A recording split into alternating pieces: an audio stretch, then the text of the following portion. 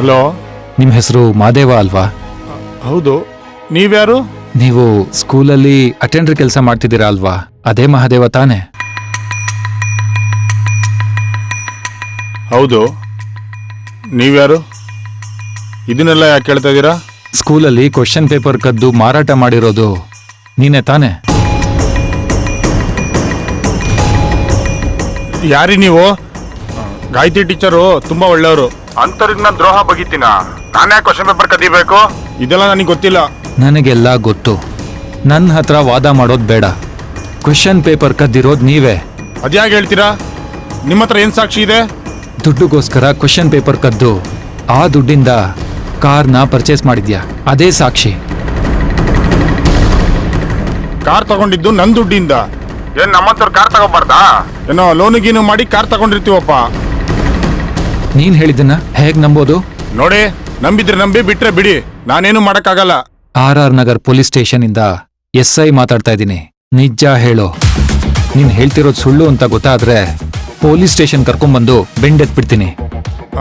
ಏನ್ ಎದುರಿಸ್ತಾ ಇದ್ದೀರಾ? ನೀವ್ ಎದುರಿಸ್ಬಿಟ್ರೆ ನಾನು ನಂಬ್ಕೊಬಿಡ್ತೀನಾ?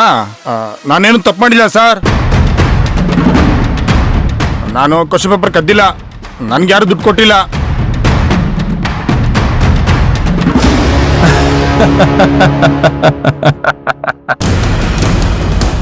Very good Madev, very good.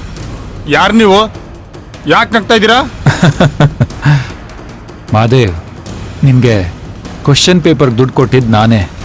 Police ಯಾರಾದ್ರೂ ವಿಚಾರಿಸಿದ್ರೆ ನಿನ್ ಬಾಯ್ ಬಿಡ್ತೀಯೋ ಇಲ್ವೋ ಅಂತ ಟೆಸ್ಟ್ ಮಾಡಕ್ ಕಾಲ್ ಮಾಡಿದೆ. ಏನ್ ಸರ್ ನೀವು? ಜೀವ ಬಾಯಿ ಬಂದಂಗೆ ಆಗ್ಬಿಡ್ತು. ಸೀದಾ ನರ್ಕಕ್ಕೆ ಟಿಕೆಟ್ ಕೊಡಕ್ ಶುರು ಮಾಡ್ಬಿಟ್ಟಿದ್ದೀರಾ?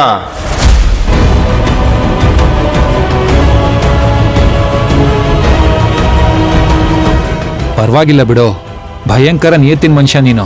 ಮೆಚ್ಕೊಂಡೆ ಬಿಡೋ. ಸರ್, ನಿಮ್ಮಿಂದ ದುಡ್ಡು ತಗೊಂಡು ನಿಮಗೆ ಮೋಸ ಮಾಡ್ತೀನ ಸರ್? ನೀವ್ಯಾಕೆ ಸರ್ ಬೇರೆ ನಂಬರಿಂದ ಕಾಲ್ ಮಾಡಿದ್ದೀರಾ? ನನ್ನ ನಂಬರಿಂದ ಕಾಲ್ ಮಾಡಿದ್ರೆ ನಿನ್ ನಿಯತ್ತನ್ನ ಪರೀಕ್ಷೆ ಮಾಡೋಕ್ಕಾಗಲ್ಲ ಅಲ್ವಾ? ಅದಕ್ಕೆ. ಓಹೋ, ಹಾಗೆ. ಸರಿ ಮಾದೇವ್, ಇದೇ ಸೀಕ್ರೆಟ್ ಮೇಂಟೈನ್ ಮಾಡಿ. ಬಾಯ್. ಸರಿ ಸರ್. ವಿರಾಟ್ ಅವ್ರೆ, ಎಲ್ಲ ರೆಕಾರ್ಡ್ ಆಗಿದೆಯಲ್ಲ? ಎಲ್ಲ ರೆಕಾರ್ಡ್ ಆಗಿದೆ. Thank you so much. ಅಂತೂ ಸಂಚಿಂದೆ ಯಾರಿದ್ದಾರೆ ಅಂತ ಕನ್ಫರ್ಮ್ ಆಯ್ತಲ್ಲ. ಕ್ವೆಶ್ಚನ್ ಪೇಪರ್ ಕದ್ದು ಪೂಜೆ ಮಾಡಿಸ್ತಾನ. ಈಗಿದೆ ಅವನಿಗೆ ಮಾರಿ ಹಬ್ಬ.